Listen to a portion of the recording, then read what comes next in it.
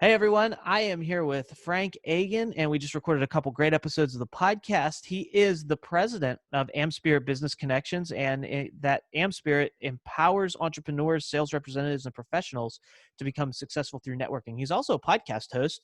The Networking RX podcast is the title of his podcast, so you can go check that out and subscribe to that. And he's authored several books, one of which is titled Foundational Networking. FrankAgin.com is his website, so you can find everything there. Frank, how are you, my friend? I'm doing well. Busy week, but that's good. We need to be busy.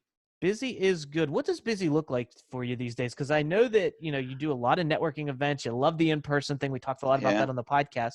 What does busy look like to you these days? Well, in the last couple of months, in the height of what I guess we'll know is the coronavirus era, my business is very face-to-face. I create these groups of entrepreneurs, sales reps, and it's very face-to-face. And I'll be honest, I had a moment of panic when everything started shutting down. It's like, okay, what's happening with my face-to-face business? But they're all entrepreneurs and they're pretty enterprising, and it went virtual really quick. And I was very happy with that, and I am happy. But what I found is that the face-to-face or the virtual really creates lots of opportunities. Let me give you an example. There was a point a couple weeks ago where I live in Columbus, Ohio.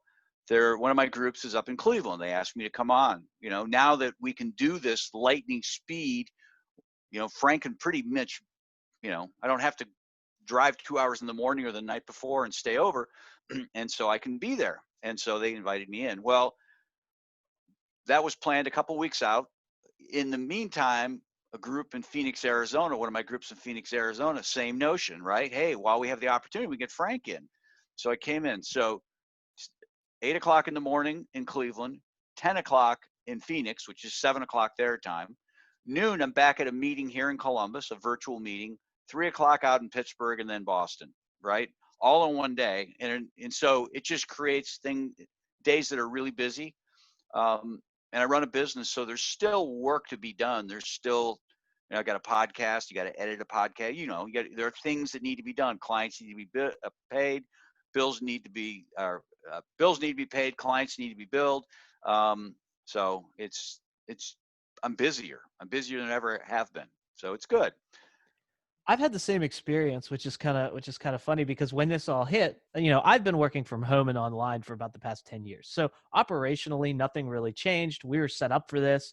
That was it. But I'm thinking like the world's changing around our ecosystem, our infrastructure. What's going to happen? And Right. surprisingly, much like what you said, people have more time. So what would typically happen when I'd set up meetings with people, I'd send them my schedule link and they'd hop on, but typically they'd schedule for the following week or the week after because they're already booked out for this week. Well, now I send them the link and they're on for like a day, 2 days later because I'm just sitting at home. We might as well do this. So it got really busy really fast, and I'm so grateful for that. But, I'm super grateful for the technology that we have to be able to do things like this because, you're in Columbus, I'm in Pittsburgh. Right. And we can still do something like this. Like you went all over the US in a matter of hours that one day. And, I'm a little upset that you were in Pittsburgh and didn't even stop by to say hi. But anyway.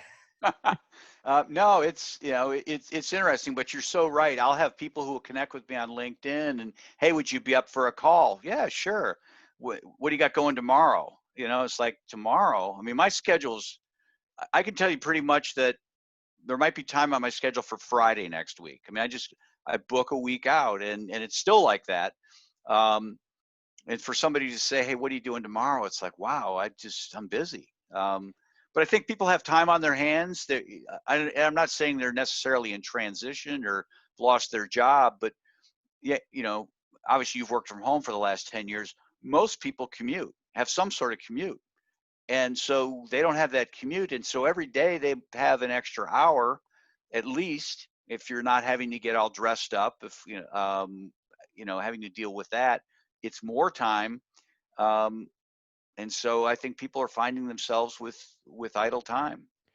So as far as AmSpirit goes and with what you do with your networking group, my question is now that, when we start to get back to whatever normal looks like and we're able to get together again and the networking events, the physical networking events kick back up, do you see anything that you're going to take from what you've had to do now and incorporate it with that, so it kind of evolves into something different than it was before all this happened? Oh yeah. I'm a podcaster. I have used Zoom to interview people. And that was kind of the one trick. I viewed Zoom as this one trick pony. It's the only thing I could do. Or the only useful thing I could do with it. But now I just see so many possibilities where I have trainings that I've done. Like I did a LinkedIn training for the membership of AmSpirit. And I had a lot of people coming back saying, I wasn't able to be on that, but I heard about it. Can you do it again? And I never would have thought, geez, is anybody really interested in this? But here's a vehicle that, we can connect with people. And I was on a call yesterday in DC with people I'd never met before. Got invited to another call in Philadelphia with people I haven't met before. Been on one out in California, Utah, Idaho, and I will probably it just opened my mind to the possibility of networking and doing things, like you say, just all over the place. Yeah, there's some really cool tools out there and some ways that you can kind of connect and do those sorts of things. Like, for instance, I don't know if you know this or not, but Zoom has a feature. It's a paid feature, but one you can get that has breakout rooms. So Yeah, you could bring like 50 people together. Everyone says hi, everyone does their thing, and then break out into 5, 10 people groups. So you could actually meet each other, and yeah. kind of mix and match, which is really cool in the context of a networking platform. No, I'm glad you brought that up because every year we do this. We do leadership conferences. Every region, every franchisee might do their own leadership conference, and generally it's all kicked off in early March with one here in Columbus with headquarters. We got ours in the week before it all closed down, and everyone else got shut out. And so they're not doing their leadership conferences, and generally they're taking the materials we produce here. So I just said, listen, let's use Zoom. Let's offer it up to all the franchisees out there and their people, and we can use these breakout rooms because normally the first part of it is just presentation, but the last hour and a half is all discussion groups. And that was kind of the hindering point. Well, how do we do discussion groups? Oh, breakout rooms. And I do have a paid version of Zoom, and we're going to be breaking into groups. That's cool. Yeah, that's such a cool tool. And there's another platform actually that's similar, but it actually looks like a conference room. Have you seen that one? No, My one of my clients, I'll give her a shout out, Kim Thompson Pinder. She hosts the Author to Authority podcast. Found this and she invited me to be a speaker. And so I think it's called Remo. I want to say REMO, I believe. And so I log in, and it looks like a room. They have tables and chairs right? around the tables, and you click on the chair and it sits you in the chair, and you can see video just like Zoom, all the people at your table, and you can move table to table and see different people. And then when it's time to start the meeting, she clicks at the front of the room, and there's screens even on the sides, Right. and you become the presenter so everyone sees you, and then you can use the screens and put slides up or put whatever. It's really cool. And then they have tables around the room, around the edges of the room, the perimeter, that are Yeah. like sponsorship tables. So you can sell a sponsorship table and someone can post up there, put on brochures, pamphlets, logos, things like that. And then people can kind of click there and talk to the sponsors. It's really cool. It's set up just like a meeting room. And, you can go from table to table and just kind of mingle and mix and match. It was a really cool idea.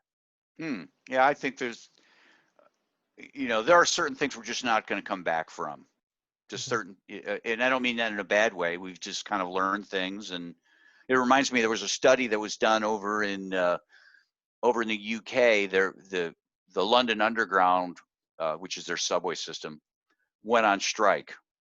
48 hours. The buses were still running, everything else, but the underground was on strike for 48 hours, and they've got it all solved in 48 hours. But they talked to people who were kind of inconvenienced by this, and 5% of them didn't go back to their original routine. Why? Because chaos opened the door for them to find a better way. They get stuck in this, okay, I'm going to take the underground or the subway every day. This is my route. And when all of a sudden there's 2 days where they're doing something else, and they're like, you know what? That was better than what I was stuck doing. And I think that's what coronavirus is going to do for us is people are, well, I know it's happening. I've heard to some companies already, they're talking about, you know what? we don't need all this office space. We can probably operate with a third of this office space, allow people to work from home. We'll buy everybody a nice laptop, save all this money. We still have an office, so if you want to come in and work with clients or we have face-to-face team meetings, but there's no reason we need to have 10,000 square feet of office space. We can get by with 3,000. So it's interesting how this will all play out. It probably will hurt commercial real estate. I love that reframe that you just did and that viewpoint of, yeah, there's a little bit of chaos. There's some chaos in the world now, but think about, there's some people that, for better or for worse, are going through the same motions every day. Like, you get up, you do the same things, you go to the same job, you get in the same car, you come back to the same house with the same people, eat the same food, go to the bed at the same time, get up at the same time, and do it all over again. And while that could be life and maybe it's working out for you, it just over time becomes so go through the motions. It's not really living. It's being Yeah, alive, but it's not really living. And so when something like this comes and kind of disrupts that pattern, so to speak, now you can kind of get that awareness to look around and go, okay, how do I want it to be? yeah, How do I want? And that's taking a good, that's taking a positive approach to it. I mean, I understand that for some people, this is a really hard thing. I mean, sure. going through this, and I don't want to be insensitive to that, because it's not all fairy tales and rainbows and sprinkles and those types of things, and we have to help those people. But I mean, for some people, this could be, like you said, a good kind of like wake up to look around and go, okay, now what can I do? What do I want to Yeah, do? What are the yeah, opportunities that I can find within this? And they may come out doing something completely different and more fulfilling than they ever would have imagined had this not have happened. yeah. Well, I think for a good segment of the population who have not really ever known a downturn in the economy, this is an awakening to save money, be smart with your financial purchases, really appreciate your boss, because some people have prior to this had the attitudes like, oh, let's go get another job. Well, it's not always quite that easy. It has been, but not always that easy. And we're back in that. I've seen it. I've seen it a couple times in my lifetime. I'll see it again. But for some people, they haven't seen it at all. Yeah, before this all happened, I was talking to, I have the opportunity to talk to a lot of different people, and I was talking to some finance guys, and it seemed like the trend that most of them were talking about was, the economy's booming. It's been so good that it's probably going to correct itself fairly soon. So they were talking about that. However, I don't think anyone had an No. idea that it was going to come to a screeching halt and go Yeah. backwards as far as it did. So, I mean, what we're seeing right now is to an extreme that I haven't yet seen in my life. I mean, I remember 2008. I remember the economy at certain times taking a hit or recorrecting itself, but Right. I don't ever remember in my lifetime seeing it come to a complete halt and backing up, and then it having to recorrect. So it's such a huge level. So Yeah. it's going to be really interesting to see where it goes from here and how it corrects from this point forward. Well, I mean, it's a worldwide event. I had a conversation with somebody down in Miami, and I said, I know you guys go through hurricanes, and we up here in the Midwest sit and look on and say, "Oh, you poor suckers," I wouldn't want to be down there. Here's something where people in Miami are experiencing pretty much the same thing we are. I mean, it's everywhere in the world, and God willing, it never happens again. But this is, that's the reality. I Yeah. mean, nobody's been spared. Absolutely. And I think more so than ever, we all have to come together and help each other. And, I almost get tired of seeing the people who are posting, we will get through this, because it's like, yeah, of course we'll get through this. But it's Sure. like, not just saying we will get through this doesn't help us get through this. It's Right. like, let's have conversations together. Let's come up with solutions together. Let's support each other, and let's Yep. figure it out.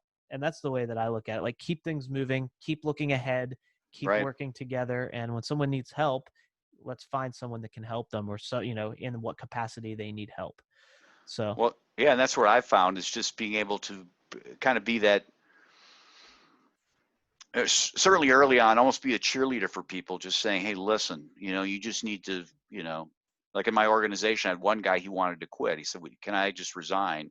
And I said, of course you can. It's a volunteer membership organization. You can quit.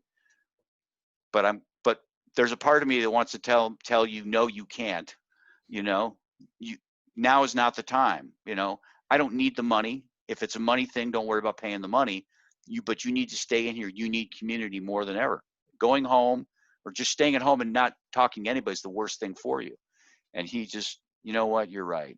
I need to stick it out. And he's been in contact with me, and it hasn't been great for him, air quotes, but I think it's a whole lot better than doing nothing, and he recognizes that. So I think we need to do Absolutely. those things. And that goes back to what we talked about a little bit on the podcast when we were recording about just get started. I mean, because action I really believe that action creates insight. I mean, a lot of people, they get stuck and you don't do anything. And I've been there too, where I get Yeah, stuck and I don't know what to do. So I just stay paralyzed. But just staying stuck and staying paralyzed isn't going to get you to the next step. You have yeah, to do something and then get feedback from those actions and then discern that feedback and then take more action.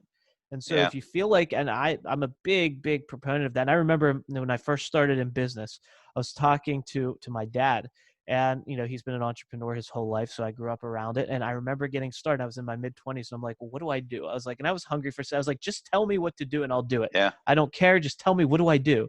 And he looked at me, and I'll never forget. He goes, just do something. And I go, yeah. well, what? He goes, anything. Just go do something. It's So interesting.